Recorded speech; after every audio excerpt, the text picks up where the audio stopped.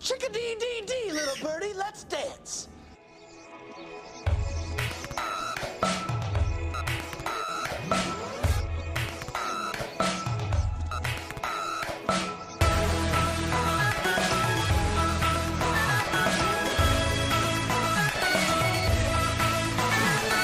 I lost the signal and put you away. Swore upon the sun I'd save you for a rainy day. Loosen the noose and let go of the rope.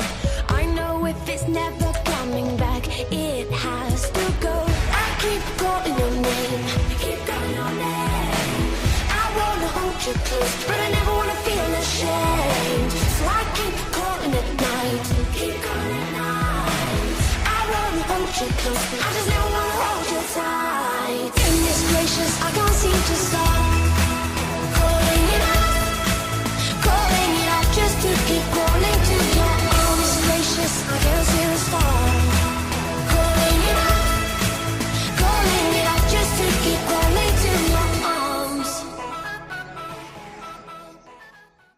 I love recording. Oh. We just sit here, we're like, ooh, I love recording. Audio guys. Ooh. AV Club boys, what's up? What up, YouTube? Hello, YouTube. I almost ripped off Custom Grow 420's intro, but we'll save that for another time. Cool, I like it. Hi, General Collective. We need to be bigger than that. And we can start stealing other people's stuff. Oh, yeah. With reckless We need to be big enough that we can steal WeTubers bits. Exactly. I want people to know that we're stealing stuff first, and then we can deal with the repercussions later. Yeah, and they can't be mad if someone's ripping them off. They must be doing well. Right, exactly. Yeah. Very cool. All right, gentlemen, we are here. We're back again. We are, once again, staying for the beef tips. Woo! I am your host, Sawyer Heppies. I'm joined by... Jordan Kaufman. And Paul Kolb. Very cool, very cool. We are back in the new year. This is the first podcast of 2017. It is. And we can see the light. We can. We've literally exercised 2016 because apparently it really, it was one of those things that became like a bit out of control because it just became so easy to blame it. Absolutely. I don't think people realize I feel that way at the end of every year. It got out of hand. We had to cross the streams to actually exercise it. Yeah, I mean, there's always the normal, like fuck this year, like New Year, New Me memes, but this year in particular... was particularly bad. Mariah Carey? Oh, yeah. At the end? Mariah Carey was the last celebrity death of 2016. We looked at her. See, I think we used too much Mariah because, she always kills it, but like... We can't do that right after the Christmas season. That's when everybody's already kind of tired of Mariah anyways. Like, you go into it super strong, but as we know, you come off of it. Forward, yeah. Did she come out with something new? No, not really. She's been busy. The normal one Christmas song. Yeah, the Christmas song and a half, because there's that other one she did that I actually threw on the playlist. Fair enough. The other half is only audible by dogs. Yeah, dogs. Hey, man, don't deny her pitch skills, Should I hit that dog radius? I still want to see her do that live. Like, even if it's in a test summon environment dogs? or like summon dogs. Even if it's in like a recording studio, I want to see her hit that note really badly. I don't think she ever could. Maybe that one take that she got in the studio back then, but I don't know. It's nuts. People that are fans of her, she can do no wrong. Yeah. There's a meme out there, like, she said, "I'm sorry, guys, I can't remember the words, you sing it," and the crowd was happy to oblige. We still love She's sharing it. She's like, I didn't forget the words. I want you guys to be a part of this. Yeah. Killer Mike does the same thing, though. So. Yeah.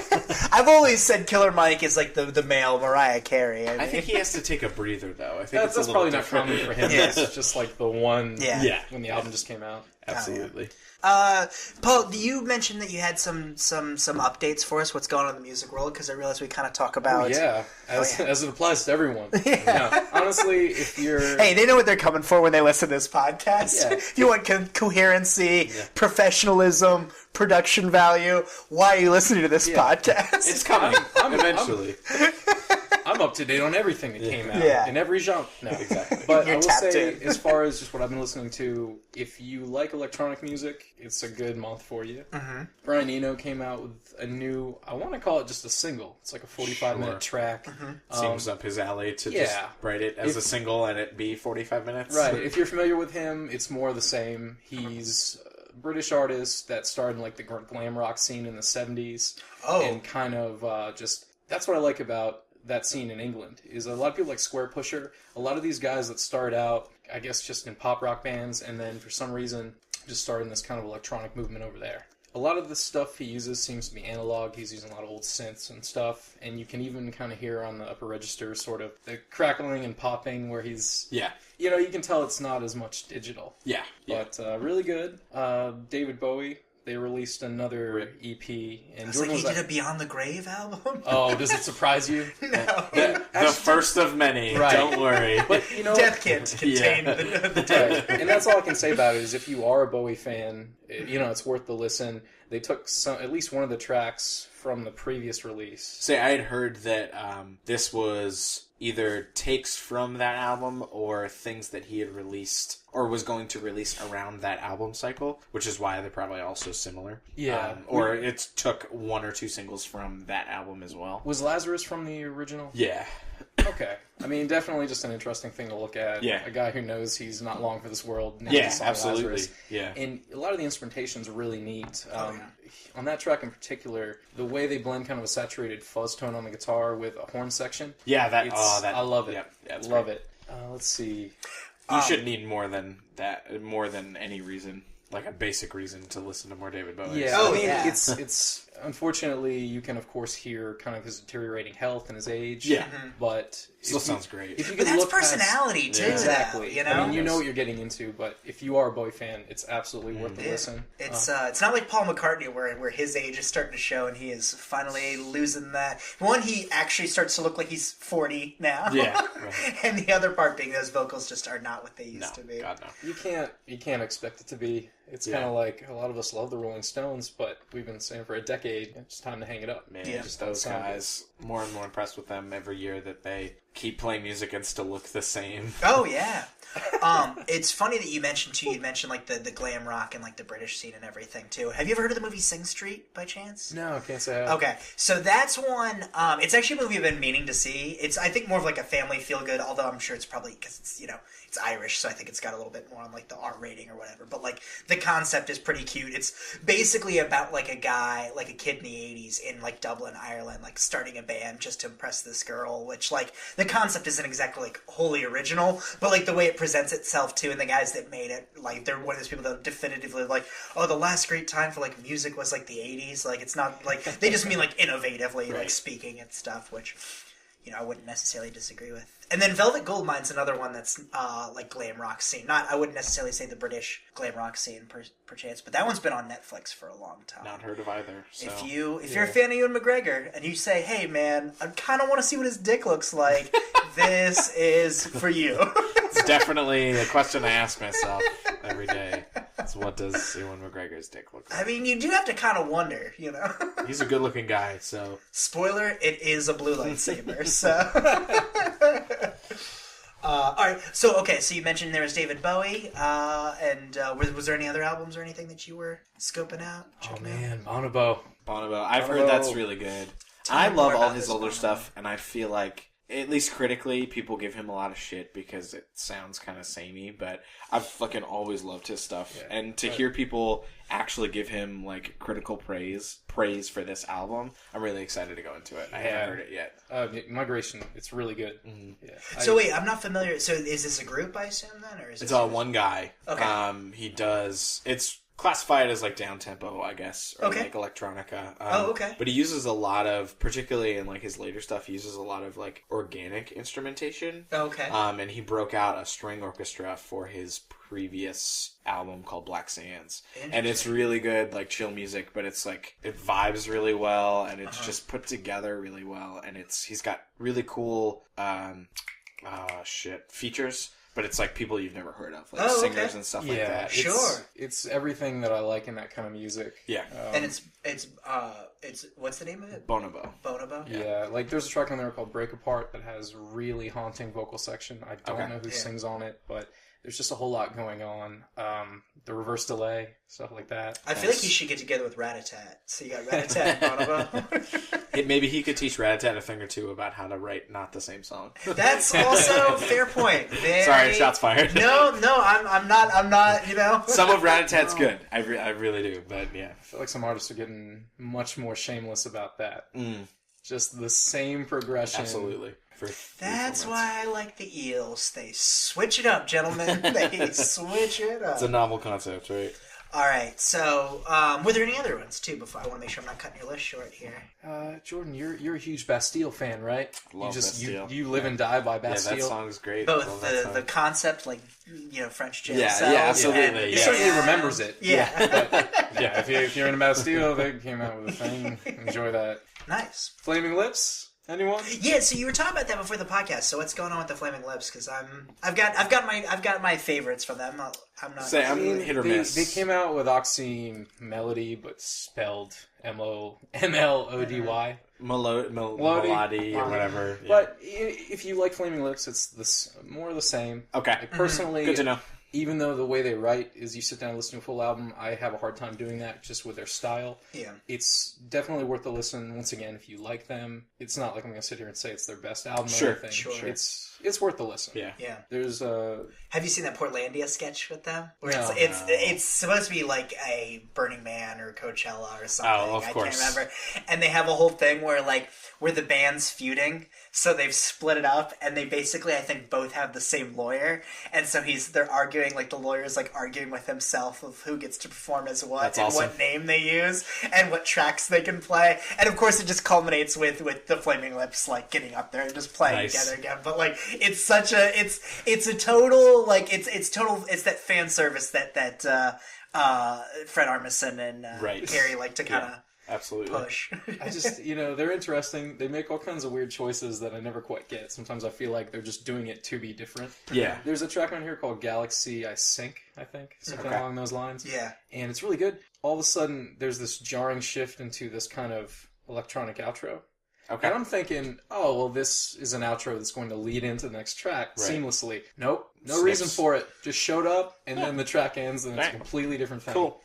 Sure. They can. Yeah, why not? Yeah. But, What was, because I know, did they have like a big single at least between Yoshimi? I thought, what was the other album they released after? That's the only one I think would be really, really well known. Yeah. Outside of fans of theirs. Yeah, but what was, I mean, I'm not like the deepest rooted fan, but I know I picked up another album in between that, and so I'm trying to think of like what's their, not necessarily explosive big, but what was their last like big successful album? There has to be one in there. And that's kind of relative, because they strike me as the kind of band that has a really big cult following. Oh, totally. But still at the same time, their songs will like show up in like, because I know it showed up in some commercial like at some point, because a lot of their stuff tends to be as weird and underground as they At War are. with the Mystics? Yes, there we go. Because I like that better than Yoshimi. I like that one a lot better. Those are the two that stick out to me. Yeah, they're back. I'm looking at it right now on Wikipedia. Their back catalog goes on forever. But those are the two that At War with the Mystics, and then Yoshimi battles the Pink Robots. Yeah. Well, because the only reason I even know who they are was because they did the theme song for a show called 3 South that was on MTV. It was around that like last attempt for MTV to have like all their like alternative cartoons and stuff, which if they released now, I think actually would have played a lot better. But it was at the same time Clone High was on the air, and like right around the same time it aired. And the theme song it's the opening track from Yoshimi. I can't even think of it right now. It's like their most well known song. Is it Yoshimi battles the Pink Robots? No. But it's the oh crap! It's gonna drive me nuts now. I should know this. It's like the I don't know where my life begins. I don't really butcher it right now. It's been a while. Been a while it'll come back to me. But anyways, I'm sorry, Paul. I think did you have a few more that were on there too? No, that was pretty much it so far. It's been slow. Yeah, there's been slow stuff that came out, but none that I can really vouch for. Yeah, I know that XX came out with an album on Friday, but I haven't heard it yet. So stay tuned. Oh, yeah. Hopefully by the next time we do this, I'll have more information on that stuff. But yeah. And historical facts about the Bastille. Yes, absolutely. I had to look it up. It was Fight Test. Fight Test, okay. Which is my favorite song, but admittedly, because it was kind of tied to that show, which, if you want a great one, I'm pretty sure you can at least find clips of it online, or at least like decent bootleg DVDs of it. But that show was also, the humor on that show was really great. And Brian Posehn was actually one of the voices on it. Yeah, very, very good stuff. Cool. All right, so since we're kind of in the start of the new year, I always feel like, new beginnings, turning over a new leaf.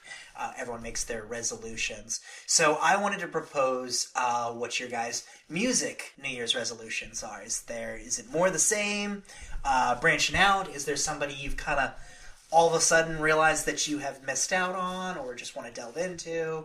Where are you guys at musically? It's also the most hipster conversation we can broach. Like, where are we at? Something that I'm trying to do. That's what the people come for. Not just last year, but this year, I need to make a concerted effort to do so. Is stop shitting on people's music tastes. I haven't done it in a while. I'm really, really bad. Yeah. Like even internally, I don't usually vocalize a lot of man, your taste sucks. Yeah. Unless it's somebody I know really well. I shit on my wife's music taste all the time. Well, you're married to her. That's it's fine. It's fine. Yeah, she signed. That was in the vows. Yeah, she signed up for it. I will till death do us part. I will shit on your music. Exactly. But I just. It's not that I'm not open enough. It's just that a lot of stuff, particularly on the radio, is just not stuff that I'm into. Sure. But it's not necessarily bad music a lot of the time. I don't give enough musicians that are on the radio the benefit of the doubt. But there are a couple songs that I just won't get over and will always think that they're bad. So. Cool. Are these like deep cuts, or are we talking about? No, there's one on the radio right now that drives me insane, and it's really, really catchy, so I can't knock it for that. But it's that goddamn, the Judah the Lion song? Take it all back, take it all back, take it all back. That song, it's awful. It does the same thing for 3 minutes. And the one thing that really irks me about it is that there's a banjo and a mandolin in the song for not no reason, because they did it. I know what they you're did it talking on about. purpose. But yeah, it's just the hook and the guitar line on it is just dumb, and it doesn't need to be. It doesn't need to be a banjo and a mandolin at all. But the great thing about it is, I was like, okay, this fucking irks me that this is on this track. They fucking say it in the lyrics that this song has a mandolin on it over a vague hip-hop beat. And I'm like, well, you just said in the lyrics why I fucking hate this song, because it's dumb and it's poorly written, and I'm really upset right now. They're owning it. I guess so. I don't know. But yeah, that being said, I need to be nicer about it. Fair enough. I find that here's one way you can at least look at it. This is the greater battle. It's not necessarily making you a better person, but the greater battle is that way when something does come up like that is dumb, you have full license to be like, nope, that's dumb. No, absolutely. Once you've no longer, because once that becomes the default, I get that.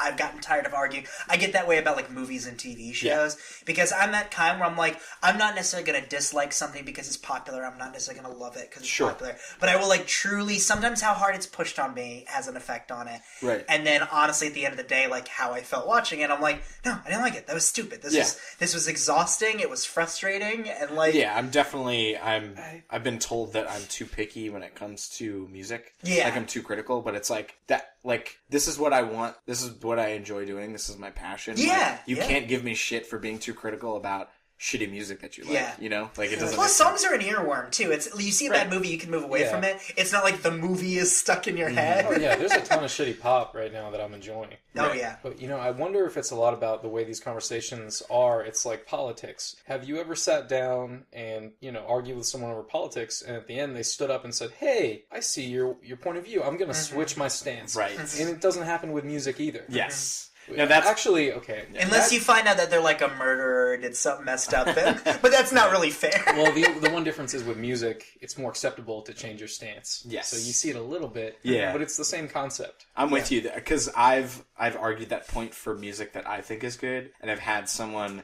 particularly with the band Radiohead, I've argued with someone that they're a good band and the person doesn't like them at all and thinks they're shit, but they won't listen to any of their stuff. Yeah. So it's one of those things where it's it's a losing battle, but I really wish that somebody would understand me. So I've realized that I need to flip my stance on that and be friendly to... Yeah. And the thing is, you know, Sawyer made the hipster joke earlier. Yeah. It's like when you bring up your opinion, all of a sudden you're not just a fan, you're a patron of the arts. Right. Oh, and so you have to defend these artists tooth and nail because they need it. Yes, exactly. Yeah, they need... I'm going to deny that. You're like, are you a patron of the arts? Be like, no, I'm not. I hate the arts, but let's talk about them. Yeah. You know, your favorite artist is okay without you. Unless you have some really fringe sort of taste. Right. Well, plus music, there's a certain point where you gotta, like, adapt to survive. Like, unless your shit is, like gold, you normally kind of have to change your scene a little bit and try other stuff, too. I mean, what? Nickelback became a country band? Or no, who was it? Sure. No. It was... I think it was Nickelback. There was someone that switched. All of a sudden, they started doing like jazz or something. You're not weird. thinking of Darius Rucker, are you? No. Okay. No, it was straight up. How dare you talk about Darius Rucker? It was straight up. No, I'm like 90% certain it was like Nickelback that straight up did it. And the funny thing, are you thinking of Taylor Swift? Yes, that's who it was. I get Nickelback and Taylor Swift confused. I feel like she was a country. Their wide success. Oh yeah, it's also their song styles are just so similar. Yeah, every time you break Nickelback's heart, Nickelback's got to go and write a Nickelback song about it. Oh, they also survive as a hive mind, too. Yeah, just ask Avril. She knows. Fun facts, Chad Kroger's hair is actually straight. That's a perm. He curls it, yeah. Oh, wow. Decades of a perm. I'm trying to remember what genre it was that they shifted to. Because I remember being like, it's not bad, it's just, this is the Nickelback of this genre. So you told me they put out an album that is not butt rock. Oh, really? No, I'm asking. So it was not like what they had been doing? Oh, yeah. It was their new... I could straight up even pull it up. But yeah. Odyssey. Oh, my God. I'm like... That would be... Hey, more power to him, man. Like, I'm fairly certain it was jazz that they switched up to. Oh, God. Really? Yeah. That album's their light grenade. The guitarist went to music school and came back with all kinds of experiments. Learned some shit. Yeah. Here's the Kodo section. Nickelback gonna learn you up a notch, bitch. Because I remember even when, like, hearing about it, because it's the kind of thing where, like, everybody was like, ooh, they're changing genres. It's like, no, good for them. If they've been stuck in this crappy genre, and, like, I don't hate Nickelback. I'm not gonna listen to it, but like they have become like Gallagher. I feel bad and, for them. Yeah, they're up there with Carrot Top and something that just gets shit on, and you're like, all right, look, they're bad, but they're not like they didn't do anything wrong. Right. It's sort of like most pop music. I don't see where there's enough there to even really form much of an opinion of anything. Right. Mm-hmm. Yeah, it's either for you or it's not for you. Exactly. Yeah, there's no critical substance there, so it's like, what are you gonna do? And I mean, because if you're like an audiophile that has an extensive collection and you're somewhat educated and you just have loved it forever, they're not making music for you. Right. Yeah, exactly. That probably sounds unfair. Maybe. No, but you get what I mean. Yeah, no, it's not. You're not the target audience for that sort of thing, and maybe they don't go into the studio like saying, "Oh, this is for the real fans." Like maybe they actually want to impress people and like get some actual critic, acclaim. But who knows? Money is good. Yeah, that too. Meanwhile, Kroger's over here. He's like, "Nah, Nickelback do just what Nickelback do." I didn't realize he talked. We write music for us. Yeah. He's like, you see all the people in that video? I know everyone. Yeah, we George Lucas this shit. It's all for us. Jar Jar was the best character merchandise to deal with. Hashtag Nickelback merchandise. That's where they're making their money, I imagine. I feel like at all their concerts, they should have like 5 cents off of everything. Like have it just a continuous Why not? I would love it. But they give you a nickel back every time. All right. That's not Canadian currency. All right. So, you mentioned like being more open-minded to music. Is there any particular genres that you're like, all right, I'm going to give this a shot, or this even musician, even if it's that narrow? Not like a particular genre, really. I do think I need to break out of. I don't want to say traditional music, but it's been my goal, particularly last year as well, to kind of get more into noise and weird stuff. Sure. Like stuff that I normally wouldn't be open to, but a lot of people seem to be impressed with or enraptured with. Like, I kind of want to, I've heard that it's something that it clicks for you one day. Yeah. Like, you just get it. And I would like to get to that point. Like, I think it would be really neat for me as a music listener that thinks critically about music for me to be able to listen to that stuff and kind of get it. Yeah. So. Like something, where they're like banging on a trash can, drumming on a street light. Just noise. Yeah, exactly. You just want to listen to Stomp. Yes. Yes.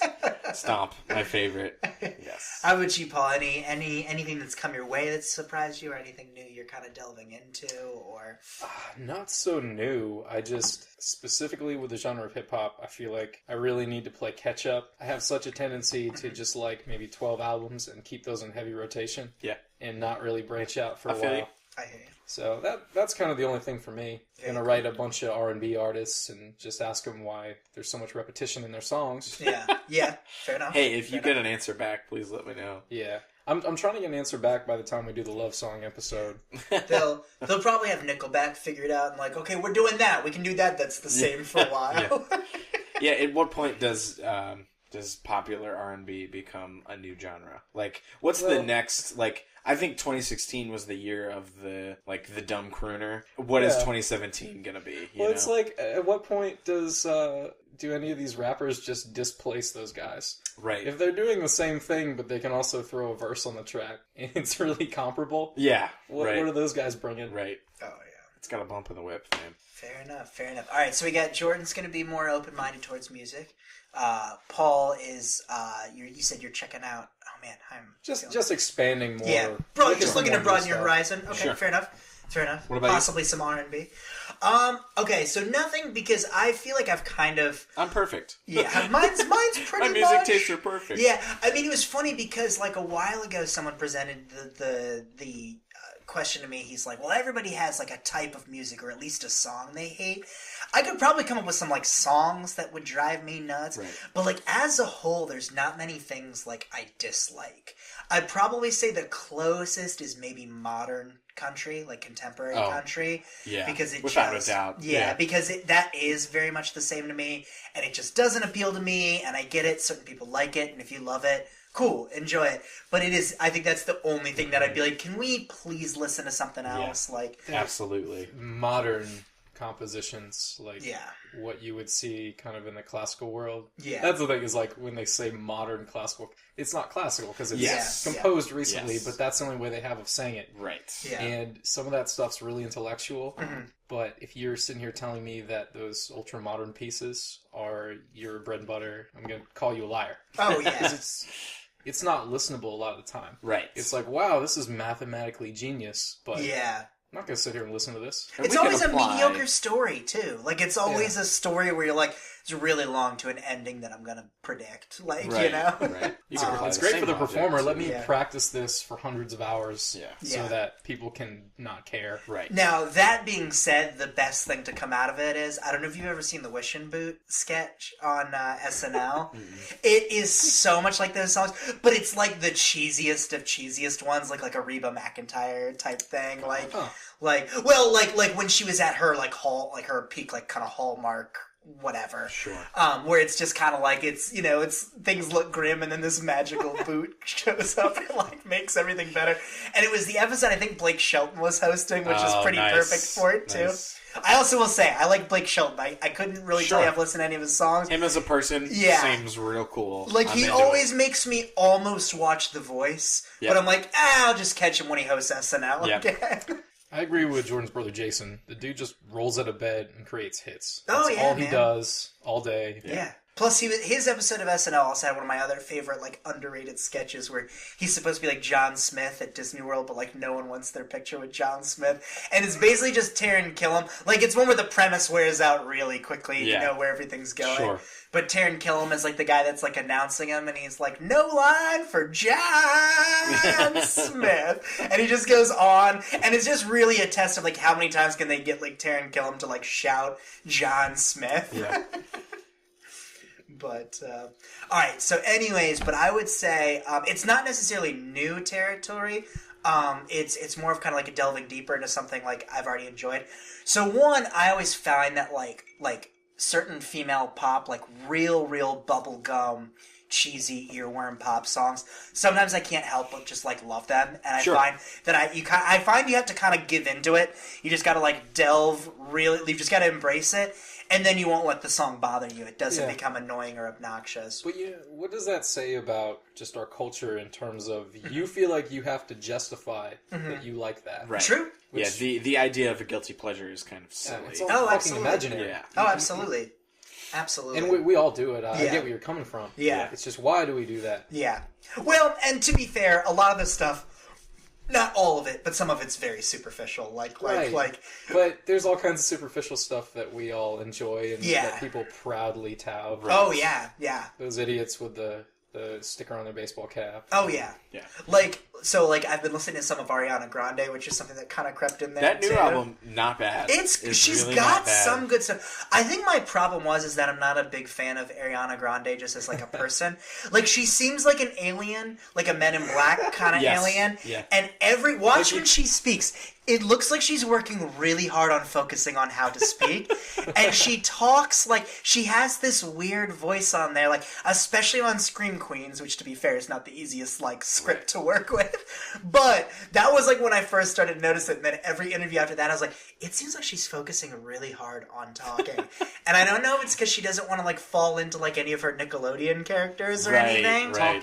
Where she was probably playing herself. She really does seem like I know she's probably as old as I am. Yeah. But she seems perpetually 16. Oh yeah. Like even though she's like strutting around in like the normal modern, pop songstress garb. Totally. Like she just seems like she's 16. And it's kind of weird. And I get it. Like to kind of break out of that Disney or Nickelodeon shell, you kind of like it's got to be a weird transition. Like we all sit there and be like, oh no, it's great. But I was like, we do have to remember they're child. Like a lot of them were child actors, and history has not like proven well for child actors too. So the fact if Miley is the worst thing we get nowadays, like that's still not bad because Miley wanted to lay some pretty dope tracks still too.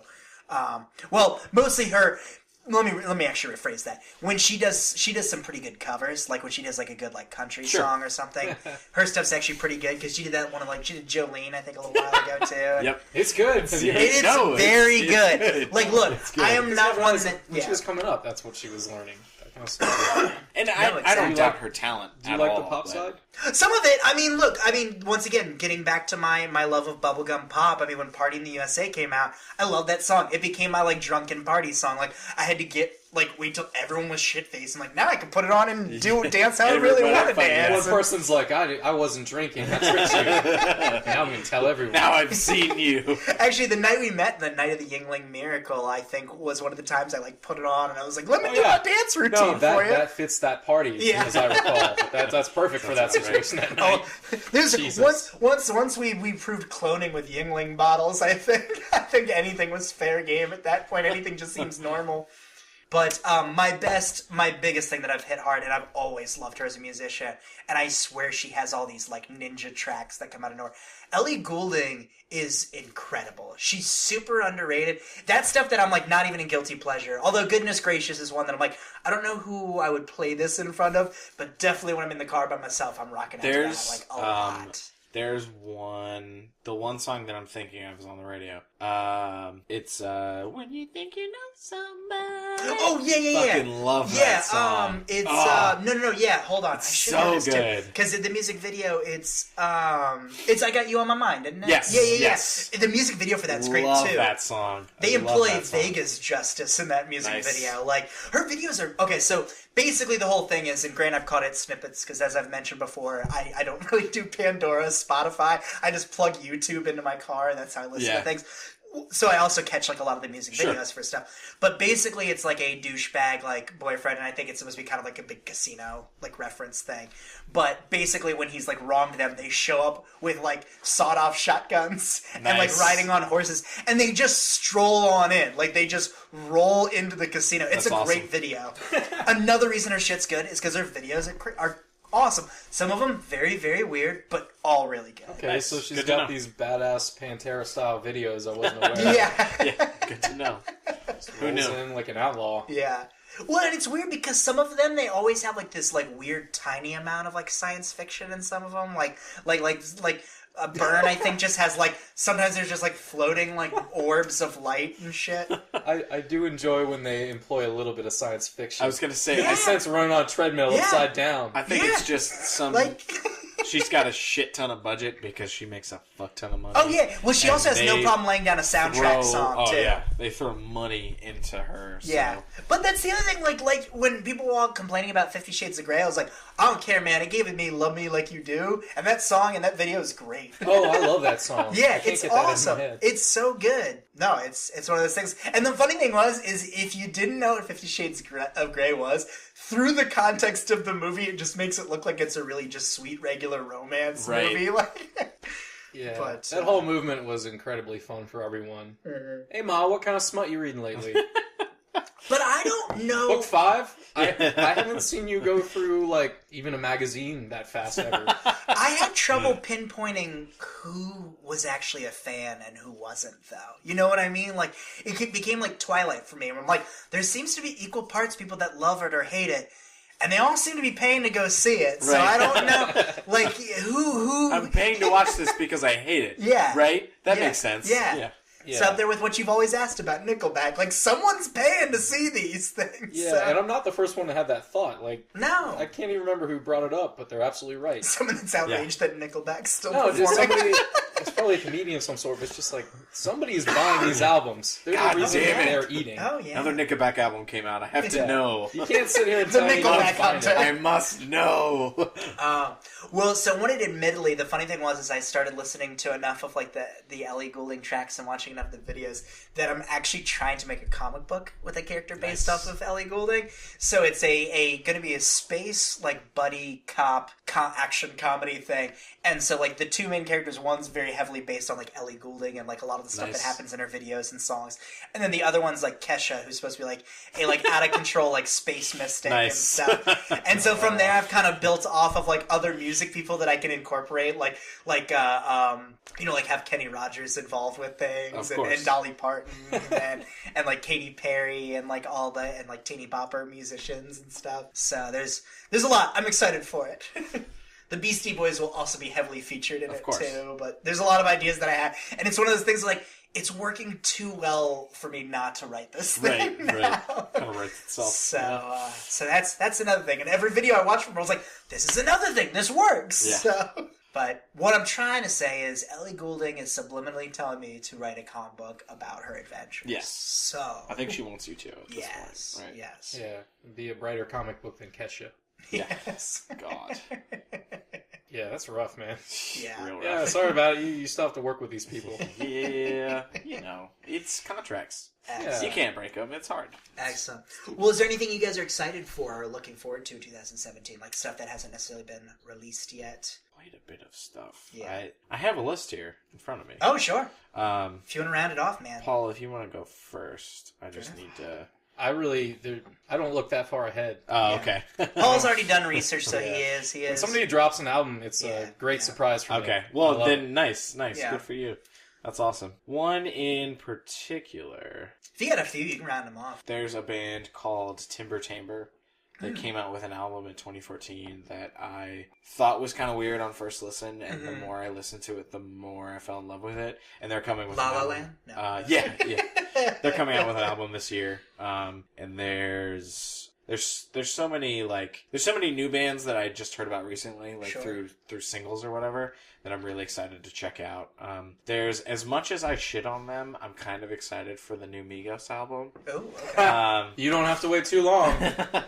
I'm curious to see if they can actually impress me, because the singles that they've released are actually pretty good. So I'm excited. Absolutely. I mean, mine I think goes without saying. I feel like I've talked about this on like the last few that have come out, but I think that Gorillaz album is pretty much everything I hear. Is that supposed to come out this year? I believe so. Okay. It's one of those things. It feels like it's like Star Wars or like an Avengers movie. Right. Like It's soon, right? Y'all keep talking about it. Is it soon? And I know it's supposed to be in like the next couple months. That's actually why I don't look it up, man. Yeah. I mean, like waiting for RTJ3 was right. That's after a while you don't dwell on it, and it's there. And thankfully, I don't think they obviously haven't come out with a release date, and they're so quiet that I'm hoping that it's just going to be one of those things where it's like, hey, album comes out tomorrow. Oh, yeah. Like, show up, listen to it, it's free. Yeah. You know, so I would love for that to happen this year. That would be great. They are actually one that I feel like I have very, very barely, like grazed the surface on, and, like, I know them, you know what I mean? Like, and I can listen, and I've listened to tracks and stuff, but it's one that I was like, I need to go further, because once I actually started realizing, like, this is the music snob side of things, I was like, ooh, people that are not very hip actually know a lot more about them than me, so I'm like, I gotta play catch up. I'm not gonna be schooled on this stuff. Absolutely. Oh, man. Lupe Fiasco in February. Oh, that's right. Yeah. He is supposed to maybe release an album. Maybe. Yeah. Because he said he was gonna release 3 before 2016 was over, and he just showed everybody the big middle finger. Yeah. So we'll see if that actually happens. But I would be excited because I don't know if you heard his previous album, but it was actually really good. Yeah. Like a return to form good. So I would be interested to see if that album's any good. You a fan of Sun Volt? Yeah. Yeah. Yeah, it's good shit. I like that. I didn't know that was coming, but that's also February. Yeah, I don't really pay attention to him. Maybe I should. And keep me posted on you guys next, because I'm like way overdue to go to another concert. I've not been to, and honestly, at this point, I don't even care if it is contemporary country. I'm like, I just have not gone to a real concert. I'm trying to go to more like small shows this year. Yeah. Well, we can make that part of the resolution. Yeah. And that's something to cover for the show. Yeah, maybe absolutely. That's a good. You know, I definitely. There's a guy called Bayonne. Mm-hmm. Just one guy by himself, and he creates these like really cool like organic loops. Oh, okay. And then sings over them, and he's coming to a small club in DC. So I just found out about that today, so I was thinking about getting tickets. Oh, very cool. I'd love to get. Yeah. So he's like a serious like Reggie Watts. Yeah, I'll show you. I'll show you after this. But it's cool. Really really good. It's okay, awesome. Cool. All right, well, to round out the show, we're going to do another round robin style of throw something out there. If you could recommend a heavily music-influenced movie, whether it's a musical, whether it's just the soundtrack of the movie, the score, whatever, something that has some sort of musical effect that you think that people should go see as soon as possible, what are you naming? What do you got? Jordan, you got one? In terms of... anything. Honestly, just musically related, musically influenced. Recent? No, just something that you're like this, that you're like, the music is like what makes this movie, or oh, hell, yeah. The, honestly, what surprised me, because I usually don't pay attention to this sort of thing, I watched it maybe a couple months ago, but, oh my god. Shit. You had it and lost on the it. Title. Daniel Day-Lewis, Oil Baron. There Will Be Blood. Yes, There Will Be Blood, yeah. The orchestral score in that movie is fantastic. Yeah! So good. And honestly, I really like that movie a lot, but what stuck out to me in that movie was the music. Not the milkshakes. Not the love and passion this man had I waited for milkshakes. 3 hours to see that line, and it's at the end. So, no, I didn't go into that movie just for that line. But yeah. Last SNL sketch I'll drop in relation to that too. Did you ever see the old sketch with like Bill Hader playing Daniel Day-Lewis? Oh, it was great because he would do the whole shtick of the character, and it was a sketch that only works once. But the show is called "I Drink Your Milkshake," and he would have other actors from other like Oscar movies on at the time. And it was him just like yelling at people and then drinking their milkshake. Nice. I like it. Cool. All right, Paul, you seem like a light bulb went off there. Oh, yeah. I feel like people that listen get the idea that I must just have, like, these crazy animated expressions. So I was like, Paul's got something, guys. He's got He's got one. No, but there's a movie that came out, man, I can't even think of how long ago. It was at least as far back as 2012, but it's called Everything is Illuminated. Oh, yeah! Elijah Wood. It was all about this, the descendant of Ukrainian-born Jews kind of going back to learn a bit about his family history, which I know sounds riveting. Yeah. But... oh, a textbook! Yeah. No, but there's a lot of crazy visuals and stuff. Yeah. Oh, man, the lead singer from Gogol Bordello's in it. Yep. But anyway, I always forget that you love that movie, too. I do, and the thing is, the score for it is so good. Yeah. Like, it's a perfect example of Ukrainian music of that region. All the mandolin and, like, the cool tremolo. It's beautiful. So for those Ukrainian music seekers, this is no. But either way, I mean, Go-Go Bordello alone is enough. If you're into folk instruments and that kind of stuff, if you've ever listened to, I'm blanking on it now, but, you know, if you're into that sort of thing, it's worth a watch. Yeah. I mean, Go-Go Bordello in general, because they were actually just in town a little while ago, weren't they? I was very mad because I saw that they were up. To go see them. Yeah, and I think it was actually at one of the venues that a friend of mine even works at, so I almost hit her up, but I just remember being like, that requires a lot more energy to do than I have right now, and I don't want to go to a Go-Go Bordello concert when I'm tired, because that is an event. Yeah. If you don't want to sit through the whole movie, just at least go up, look up on YouTube, everything is illuminated, The Wall. Oh, very cool. It's the main track from the score. Very cool. So it's 3-4 minutes well spent. Very cool. One that I'm gonna go with because I'm singing its praises right before we recorded this. Not a movie. Well, I mean it is a movie, but not a musical by any means. But this scene alone is worth crediting this thing as a musical. Hail Caesar is available right now on HBO. I love that movie. Now the movie as a whole, I kind of say it's like we're the diehard Coen brother fans. That doesn't mean you don't like the Coen brothers if you don't like this movie. It's just if you like really, really love the things that they do, which I do. I like Lady Killers. The least of their films I still kind of enjoy on some level. And this I put up at least as good as Burn After Reading, if you like that one. Since you said that, though, Oh Brother, Where Art Thou? The music in that is great. Yeah. Man, I have a DVD of a Crossroads Festival from like 2009. Oh, yeah. Where those two guys from the movie performed that. Oh, the actors, the people who wrote it. Yeah. Excellent. Nice. Oh, I have it on my fall. It's on the fall playlist too. Actually, really Man of Constant Sorrow is a great. That movie's a whole. But Hail Caesar is the movie that is amazing. I need to check it out. Channing Tatum has this whole musical number, and you've seen it like in the trailers. But holy shit, they have not made a musical number like. When I'm watching this, I'm like, fuck La La Land. This movie says all La La Land needs to say in like 2 minutes. Boom, done. And it is incredible, and that is the movie. If you were on the fence about Channing Tatum, if you're like, I like him in some things, but I don't, watch this, and you're like, he can do whatever he wants. I don't care. I don't care if he makes more Wachowski weird films that don't make any sense. From here on out, the man can do whatever he wants.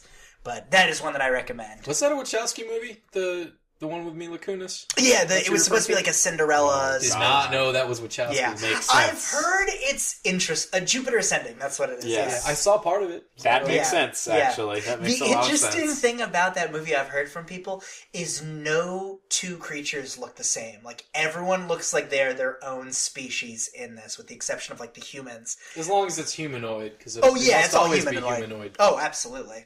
No, they all just look like people. Come on. At least give them a second heart or something like Doctor Who. I don't know. All right, guys. Well, you came for the pancakes, and thank you for staying for the beef tips. Whoop. I'm Sawyer Heppies. Jordan Kaufman. Paul Cole. Amari si Amari.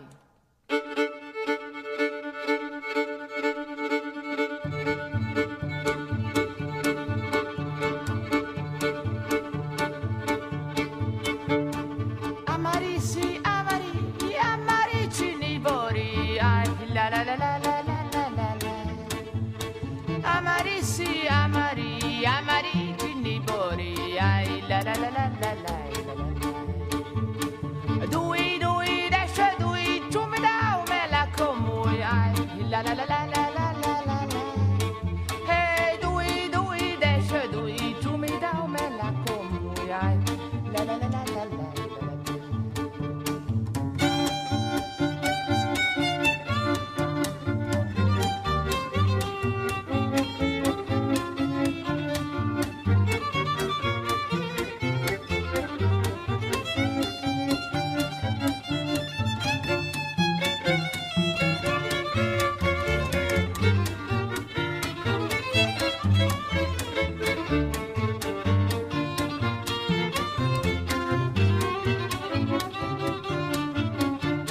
La comu si rupulo, pușche trubuladino, ai, la la la la la la la la la.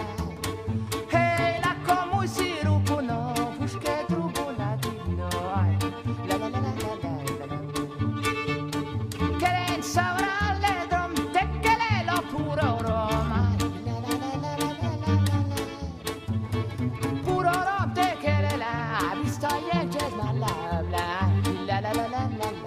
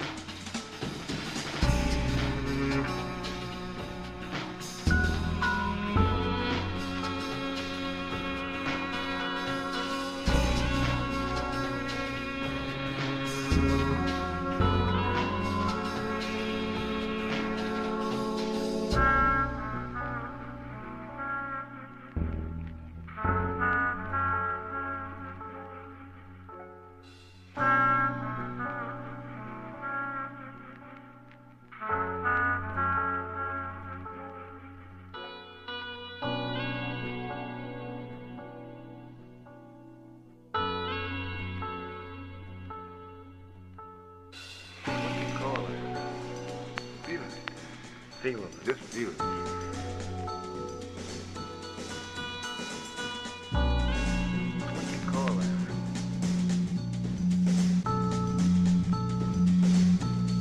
This feeling.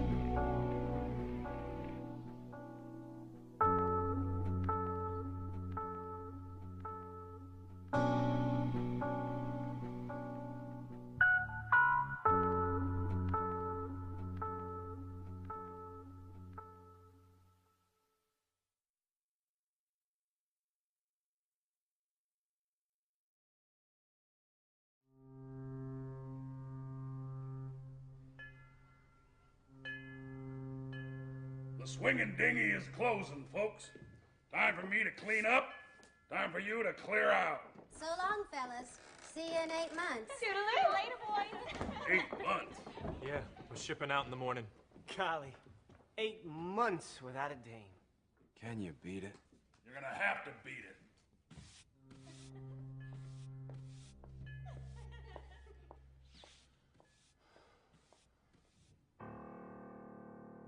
We are heading out to sea, and however it'll be, it ain't gonna be the same. 'Cause no matter what we see when we're out there on the sea, we ain't gonna see a dame. We'll be searching high and low on the deck and down below, but it's a crying shame. Oh, we'll see a lot of fish, but we'll never clock a dish. We ain't gonna see a dame. No days. We might see some octopuses. No days. Or a half a dozen clams. No days.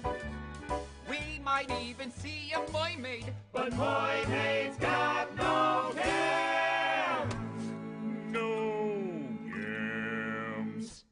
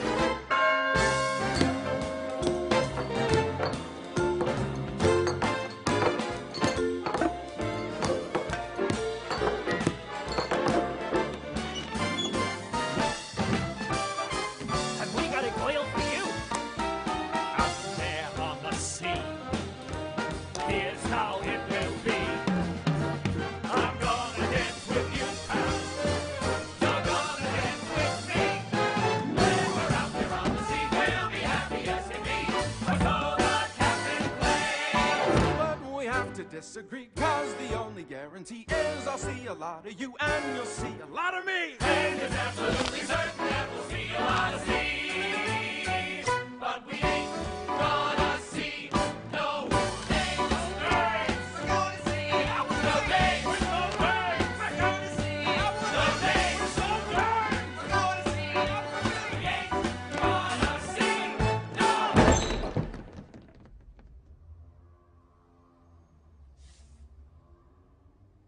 This place looks open.